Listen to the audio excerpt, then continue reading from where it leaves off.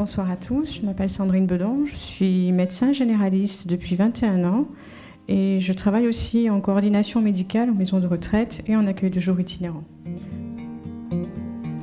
En 2005, j'ai commencé à m'intéresser aux alternatives non médicamenteuses dans la prise en charge des troubles du comportement chez le dément.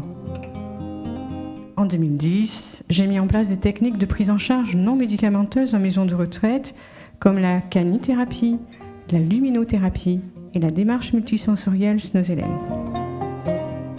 Quelques années plus tard, j'ai continué cette démarche dans ma pratique de médecine générale, dans la gestion du stress et dans la prise en charge de la douleur chronique. Je me suis alors formée au Reiki, à la méditation, pleine conscience et à la cohérence cardiaque. En 2016, j'ai créé une association en toute quiétude qui propose des conférences avec différents intervenants sur les thérapies alternatives et complémentaires. Je donne une fois par semaine une séance de relaxation méditative et j'ai beaucoup de plaisir à le faire. Le sujet de ma conférence aujourd'hui concerne les différentes techniques de relaxation dans la prise en charge de la douleur chronique pour les rhumatismes inflammatoires chroniques. Et j'ai hâte de vous présenter toutes ces techniques parce qu'elles sont pour moi très importantes et elles ont été une grande ouverture dans ma prise en charge. Alors, je ne pouvais pas commencer cette conférence sans vous donner une définition de la relaxation. Alors, la relaxation, c'est une suppression, une diminution d'une tension. C'est une méthode thérapeutique de détente. Les différentes techniques de relaxation ont pour objectif de générer une diminution du niveau d'alerte de la fréquence cardiaque, de la fréquence respiratoire et de la tension artérielle. Il existe des techniques multiples, elles sont de diverses inspirations. J'ai décidé, dans cette conférence, de vous développer la sophrologie, le yoga, la cohérence cardiaque, la méditation pleine conscience, l'hypnose et le Reiki. Avant d'aborder ces différentes techniques de relaxation, je dois vous parler un petit peu du système nerveux. Alors, vous voyez, le système nerveux est fait d'un système nerveux somatique et d'un système nerveux autonome. Le système nerveux somatique est fait du système nerveux central et du système nerveux périphérique. Et on va dire que sur ce système nerveux somatique, il intervient la conscience. Le système nerveux autonome, comme vous le voyez là sur l'écran, est fait du système nerveux sympathique et du système nerveux parasympathique. Il gère les centres automatiques de régulation de la digestion, de la vascularisation et de certaines glandes endocriniennes. Ici, ni la conscience ni la volonté n'interviennent sur ce système. Le seul moyen d'intervenir sur le système nerveux autonome passe par la respiration. Dans la douleur chronique, dans le stress chronique, le système nerveux autonome est déséquilibré. L'accélérateur prend le dessus. Imaginez que vous êtes au volant de votre voiture, au point mort, le frein tiré et que vous appuyez sur l'accélérateur. Qu'est-ce qui se passe ? À un moment donné, vous sentez le brûler dans votre moteur. C'est exactement la même chose avec le système nerveux autonome. On va le voir, le seul moyen d'agir sur le système nerveux autonome, c'est de respirer. Alors, le système nerveux autonome, je vous ai dit qu'il était fait du système nerveux sympathique et du système parasympathique. Alors, la stimulation du système nerveux sympathique, qui est dans notre corps l'accélérateur, va entraîner une dilatation des pupilles, une accélération de la fréquence cardiaque, une accélération de la fréquence respiratoire. Voilà, il va agir en cas d'urgence. Le système parasympathique, il va entraîner un myosis, c'est-à-dire qu'on va serrer les pupilles, il va entraîner un ralentissement de la fréquence cardiaque et un ralentissement de la fréquence respiratoire. C'est un peu le frein de notre corps. En situation de stress, qu'est-ce qui se passe ? On va avoir une augmentation, vous l'avez déjà entendu, de la sécrétion d'adrénaline, il va y avoir une réaction musculaire, il va y avoir une augmentation du niveau de sucre et de cholestérol dans le sang, il va y avoir une modification électrique du cerveau, une augmentation de la pression artérielle et du rythme cardiaque et une augmentation de la sudation. Les effets du stress au niveau de ce qu'on appelle nos neuromédiateurs. Un neuromédiateur, c'est une petite molécule qui va transporter une information dans le cerveau d'un endroit à un autre. Alors, on On a la dopamine qui est l'hormone on va dire le neurotransmetteur de la récompense. On a la sérotonine qui est le neurotransmetteur de la bonne humeur et la mélatonine, le neurotransmetteur du sommeil. Qu'est-ce qui se passe en situation de stress? On va fabriquer du cortisol et qui va empêcher la sécrétion, la transformation, comme vous le voyez là sur le schéma, de tyrosine en dopamine. Le tryptophane ne deviendra pas sérotonine et la sérotonine ne deviendra pas mélatonine. Alors, en situation de stress chronique, qu'est-ce qui va se passer comme en situation de douleur chronique, puisqu'on peut considérer que la douleur chronique est aussi un stress chronique? Qu'est-ce qui se passe? Alors, on a 2 psychologues américains qui, au début du siècle dernier, se sont intéressés à la relation entre le stress et le rendement au travail. Et ils ont fait, vous le voyez là sur le schéma, une courbe tranquille de Gauss où ils montrent qu'il y a une ascension entre le stress et la rentabilité, qu'on atteint un sommet et qu'après, quel que soit le stress, petit à petit, ça dégringole. En situation de stress et en situation de douleur chronique, on va stimuler, vous le voyez là, il y a l'amygdale qui se trouve à côté de l'hippocampe. Donc l'amygdale, c'est le système d'alarme de votre cerveau, c'est-à-dire qu'il va vous dire attention, danger. Danger, c'est soit je me sidère, je bouge pas, soit je prends la fuite, soit je pars au combat. Alors, le rôle de la respiration dans la gestion du stress, eh bien, comme je vous l'ai dit, notre système nerveux autonome est déséquilibré. C'est la voiture où on a appuyé sur l'accélérateur et qu'on a tiré le frein à main. Et on va pouvoir rétablir l'équilibre grâce à la respiration. Alors, je vais commencer à aborder le premier sujet, qui est la sophrologie, qui est largement déployée dans les hôpitaux en France aujourd'hui. La sophrologie est une technique de relaxation, de mouvement dynamique, de respiration et d'imagerie, d'image mentale, pour être mieux dans son corps et dans sa tête. Apprendre à mieux gérer son stress et ses émotions, c'est l'ensemble des techniques qui visent à conquérir, à renforcer l'équilibre personnel, et c'est aussi un moyen de développement personnel. On parle de méthodes psychocorporelles qui agissent sur la détente du corps et le relâchement mental. Alors là, je vais vous passer un petit film qui va un petit peu vous résumer dans le rhumatisme inflammatoire chronique comment agit, quel est l'impact de cette méthode de relaxation sur la douleur chronique.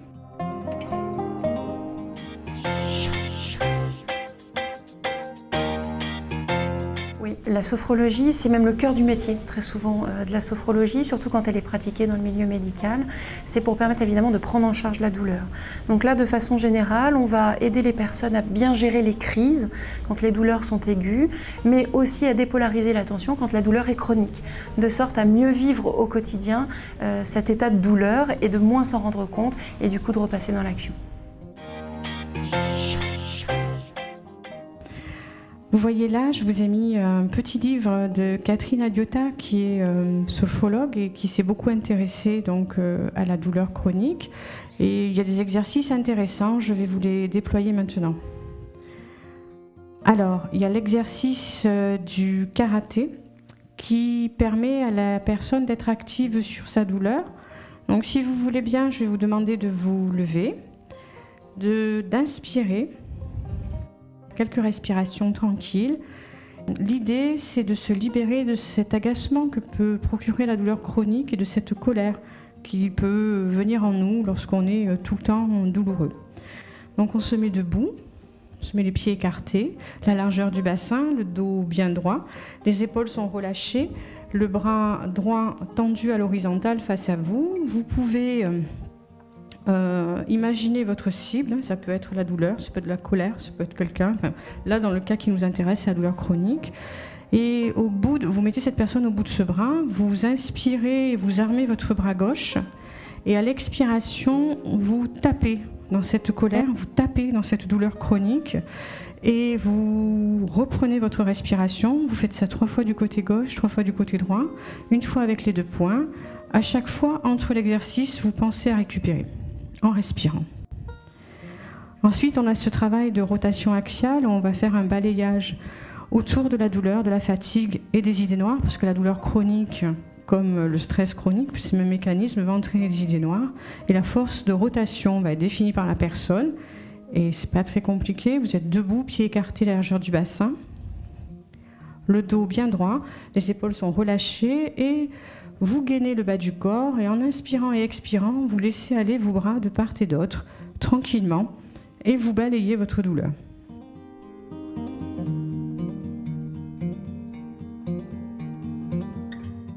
Alors, la respiration, l'idée c'est de prendre conscience de sa capacité respiratoire et de diffuser l'apaisement en soi. Il est facile et discret, il peut s'effectuer n'importe où. Là encore, vous pouvez vous mettre debout, les pieds écartés à la largeur du bassin. Vous prenez tranquillement une grande inspiration en gonflant le ventre, puis la poitrine, et vous imaginez que vous inspirez un nuage d'apaisement. Ensuite, vous expirez tout doucement et vous soufflez comme si vous souffliez dans une paille. Vous pouvez répéter 3 fois l'exercice. Alors, la sophrologie, c'est bien gentil. Je vous ai présenté un livre, je vous ai présenté un petit film. Il faut savoir qu'elle est développée dans les hôpitaux, je vous l'ai dit tout à l'heure.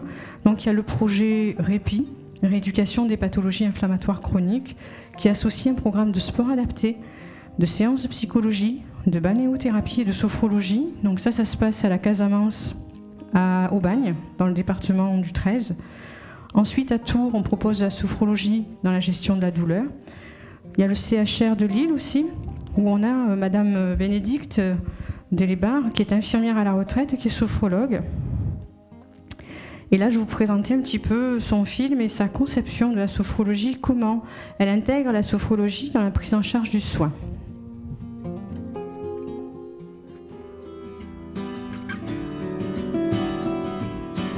Alors, la sophrologie est une discipline qui nous aide à développer une conscience sereine, mais au moyen d'un entraînement personnel qui est basé sur des techniques de relaxation, mais également d'activation du corps et de l'esprit. Alors, une séance de sophrologie commence par la prise de conscience de son corps, mais également de sa respiration et une activation des aptitudes positives vis-à-vis de l'environnement, mais également vis-à-vis de soi-même. Alors, la prise de conscience de la respiration permet de mieux oxygéner notre corps, surtout lorsque nous avons mal, nous sommes tendus. Et ça permet également de mieux gérer son stress et donc d'atténuer nos douleurs. Alors dans la prise en charge de la douleur, ce qu'elle apporte, c'est par exemple quand vous avez mal, la sophrologie vous aide à gérer la douleur. Comment? Mais en prenant conscience par la prise de conscience de votre corps. Lorsque vous avez quelquefois aussi des traitements par rapport à votre douleur, vous avez des traitements qui sont parfois lourds. La sophrologie vous aide à accepter ces traitements en favorisant quoi? L'accompagnement positif de ceux-ci.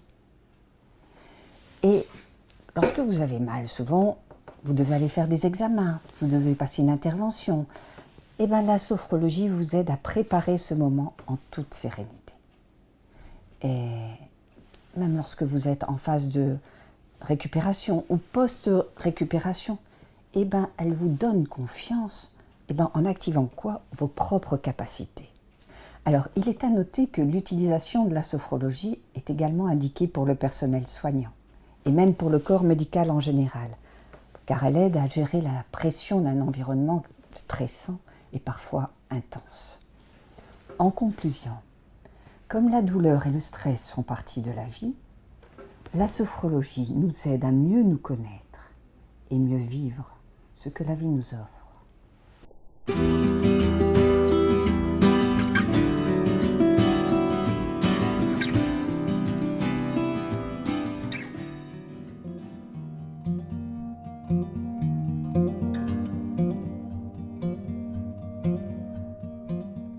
Alors, la deuxième discipline qui me tenait à cœur de vous présenter aujourd'hui dans cette conférence, c'est évidemment le yoga. Alors, le yoga, c'est une discipline du corps et de l'esprit qui comprend une très grande variété de pratiques et de techniques. Il y a les postures physiques, les techniques respiratoires, il y a aussi les techniques de méditation. Alors, je suis un petit peu allée voir ce qui se faisait dans les hôpitaux français. Et on a dans le Val d'Oise l'exemple de l'hôpital d'Aubonne où il y en a la première consultation de yoga thérapie qui a été mise en place par le docteur Borel Kuhner en 2012. Elle propose des postures qui vont être basées sur la respiration en fonction des possibilités de chacun. Elle reçoit des patients qui souffrent de maux chroniques, articulaires et de maladies chroniques. Certains patients qui souffrent depuis 10 ans ont vu leur douleur diminuer en 5 séances. La pratique régulière favorise la sécrétion d'endorphines qui vont calmer la souffrance et la sécrétion de substances inflammatoires. L'exemple de l'hôpital Saint-Louis à Paris, donc, où le yoga est installé depuis 7 ans. Le docteur Curvier nous dit que des études américaines montrent que la pratique régulière du yoga dans la douleur chronique du cancer du sein, donc on n'est plus tout à fait dans le rhumatisme inflammatoire chronique, mais on est quand même dans la douleur chronique, on voit ces douleurs articulaires diminuer. Alors là, je vous ai mis 2 liens qui montrent la pratique du yoga pour l'arthrite. Et l'autre lien, c'est le yoga des 5 tibétains. Très facile à faire chez soi, pour le yoga des 5 tibétains. Et le yoga pour l'arthrite, c'est en fait une Québécoise qui nous propose des exercices. Et il y a des gens qui souffrent de douleurs chroniques, de rhumatisme inflammatoire chronique sur ce site. Donc je vous invite à y aller.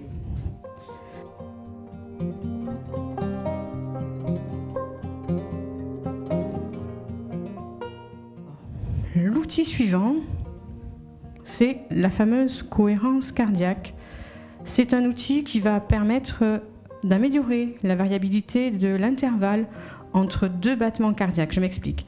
La fréquence cardiaque, c'est, je bats à 60 par minute, mais on sait très bien qu'entre chaque battement, on va battre entre 60, 63, 65, revenir à 58 et ainsi de suite. Et en fait, la variabilité de la fréquence cardiaque, c'est le marqueur de notre système nerveux autonome. Alors, la cohérence cardiaque, ce sont des exercices respiratoires qui vont nous permettre de maintenir une bonne variabilité de la fréquence cardiaque. Alors, on a Malmö et Chagras, en 1946, qui ont travaillé sur ces observations, c'est-à-dire que les gens stressés avaient une faible variabilité de la fréquence cardiaque. Au plus on est stressé, au moins on a une bonne variabilité de la fréquence cardiaque. Ensuite, on a NLA qui vont montrer que les fœtus en souffrance fœtale vont avoir une faible variabilité cardiaque. Ensuite, on a Graham et Clifton en 1966 qui montrent une relation entre la maladie et la variabilité de la fréquence cardiaque. Et Wing, en 2013, va faire un travail assez important sur les diabétiques qui ont des décompensations. Avant la décompensation diabétique, on observe une baisse de la variabilité de la fréquence cardiaque. Pourquoi je vous dis tout ça ? Parce qu'une bonne variabilité de la fréquence cardiaque est un marqueur de bonne santé. Alors, qu'est-ce que c'est ? Alors, comment on va travailler justement à retrouver l'équilibre de la variabilité de la fréquence cardiaque ? Eh bien, on va respirer 3 fois par jour, 6 cycles respiratoires par minute, 5 minutes à chaque fois. Donc là, je vous ai mis une application que vous pouvez télécharger sur vos smartphones qui s'appelle Respirelax Plus. Et là, si vous voulez bien, on va faire l'exercice tout ensemble de respirer en cohérence cardiaque.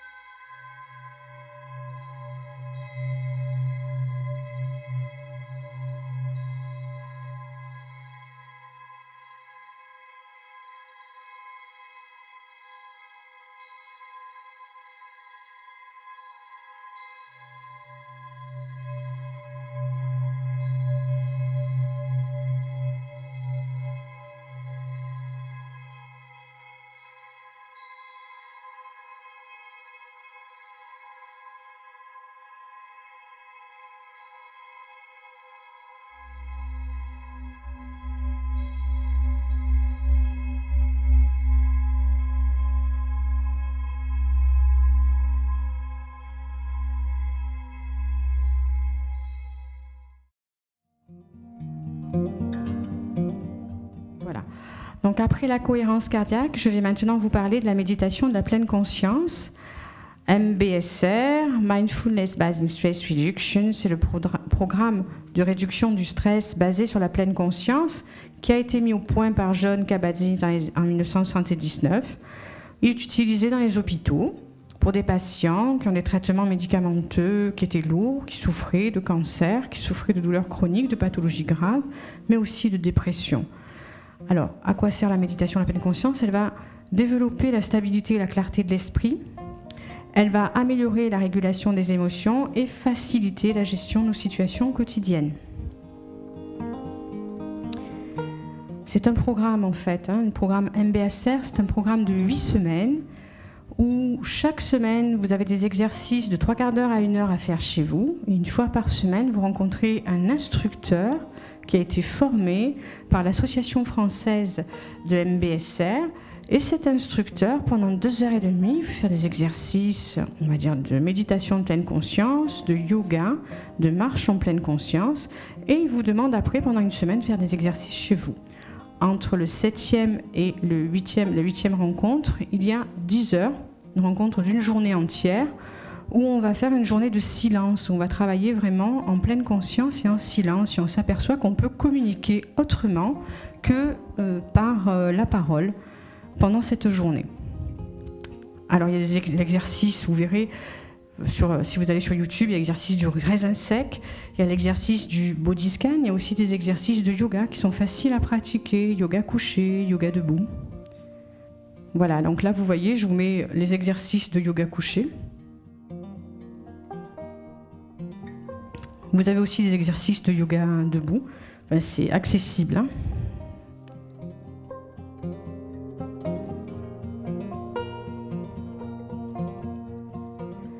Voilà un petit peu pour la méditation de la pleine conscience.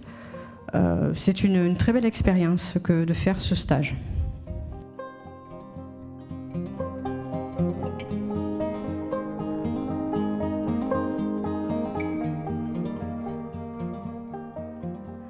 Alors ensuite, il arrive un outil que je ne connais pas très bien, mais qui me semblait important d'avancer là, dans cette conférence, c'est l'hypnose. Alors, l'hypnose, je vais surtout vous parler de l'hypnose ericksonienne, hein, qui est développée au milieu du XXe siècle par le psychiatre et psychologue américain Milton Erickson. Et voilà, il va développer le dialogue entre l'inconscient et le conscient par des métaphores, des recadrages, l'activation de rêves, suggestions indirectes ou composées. Et il va travailler donc avec la personne. Ça n'a rien à voir. L'hypnose qui est développée, vous allez voir, on va parler d'hypnoanalgésie après, ça n'a rien à voir avec Mesmer, hein, et l'hypnose de rue. Alors, voilà, d'après l'Association française de l'étude d'hypnose médicale, donc j'ai essayé de donner une définition à l'hypnose. C'est le processus relationnel accompagné par une succession de phénomènes physiologiques. Donc on va avoir une modification du tonus musculaire, une réduction de la perception sensorielle et une focalisation de l'attention. C'est vraiment un état de conscience modifié. Hein. L'idée, c'est de mettre en relation l'individu avec son existence, d'obtenir des changements au niveau physiologique, comportemental, de la pensée et d'avoir surtout des résultats très rapides.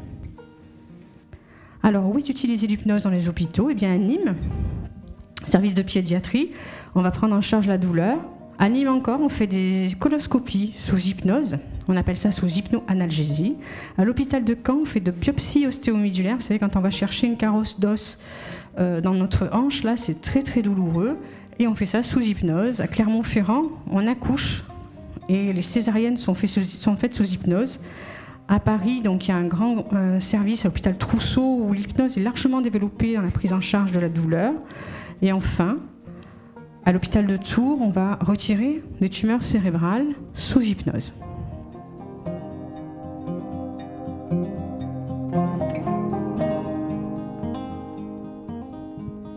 Alors, la dernière technique que je voulais vous présenter s'appelle le Reiki. C'est une technique de soins énergétiques japonaise qui intervient sur le champ magnétique du corps du receveur par canalisation du donneur en fait. C'est un petit peu comme du magnétisme si vous voulez, où la personne va travailler avec ses mains sur le champ magnétique de l'autre. Alors elle est donnée par une imposition respectueuse sur une personne qui est habillée, qui est sur une table de massage, et ce que l'on a, ce qu'on retrouve, c'est une grande relaxation, aussi bien pour le receveur que pour le donneur.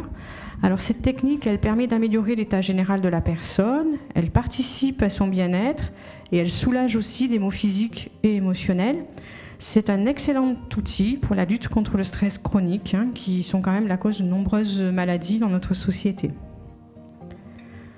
C'est une forme de méditation par le toucher, où la personne reçoit le soin, se recentre sur elle-même, le donneur envoie de l'énergie par l'intermédiaire de ses mains. Après un ancrage, le receveur reçoit ce qu'il a à prendre et lâche ce qu'il a à lâcher. Lors d'une séance de Reiki, un apaisement va s'opérer. On peut avoir des remontées de sentiments, des choses qui peuvent s'exprimer, se débloquer.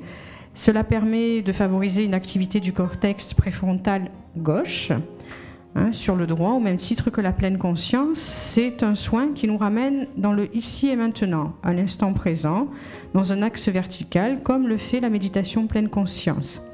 Alors, il y a des autosoins et des hétérosoins, c'est pour ça que je vous ai parlé de méditation par le toucher. Dans l'autosoin, l'ancrage est suivi de la présence du mental de la personne dans l'instant présent. Et ça permet vraiment de ressentir son propre champ magnétique. C'est une très très belle expérience. Alors là, je vous ai montré un petit peu, voilà, là vous avez un schéma où on vous montre les autosoins. Donc on va travailler sur certaines zones du champ magnétique du corps, que l'on appelle les chakras, qui sont des carrefours énergétiques. Donc ça n'a rien d'ésotérique, les chakras ont été mesurés en laboratoire.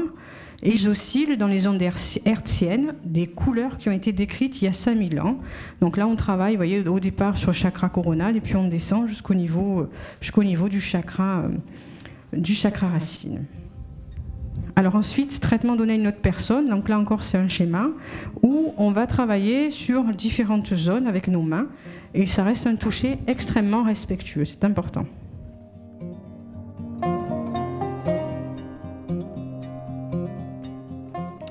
Alors, bon, c'est bien gentil le Reiki, mais bon, c'est pas prouvé, c'est pas réglementé, comme les autres techniques que je vous ai présentées.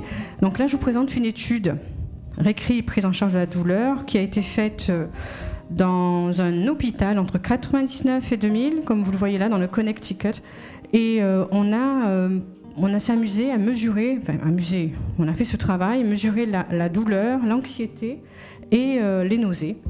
Et on s'aperçoit qu'on a des résultats qui nous montrent que la douleur, l'anxiété et la fatigue diminuent de manière significative après une séance de Reiki. De manière significative parce qu'on a un petit P inférieur à 0,05. Une autre étude, donc là je suis allée sur une association européenne qui publie beaucoup d'études sur le Reiki. Et donc il y a une méta-analyse sur la gestion de la douleur qui a été faite par Demir Dogan, la faculté de sciences et de la santé en Turquie. Et l'idée c'était de montrer que la douleur est l'un des symptômes les plus courants qui peut entraîner un handicap dans la vie. Donc il y a eu des essais cliniques, il y a eu des essais contrôlés randomisés, c'est-à-dire qu'il y a eu un bras qui a reçu du Reiki, un autre bras qui n'a pas reçu du Reiki. Et puis on a comparé les résultats. Et le résultat, c'est qu'on observe que le Reiki entraîne une diminution statistiquement significative de la douleur. Et ça peut être une approche intéressante pour diminuer la douleur.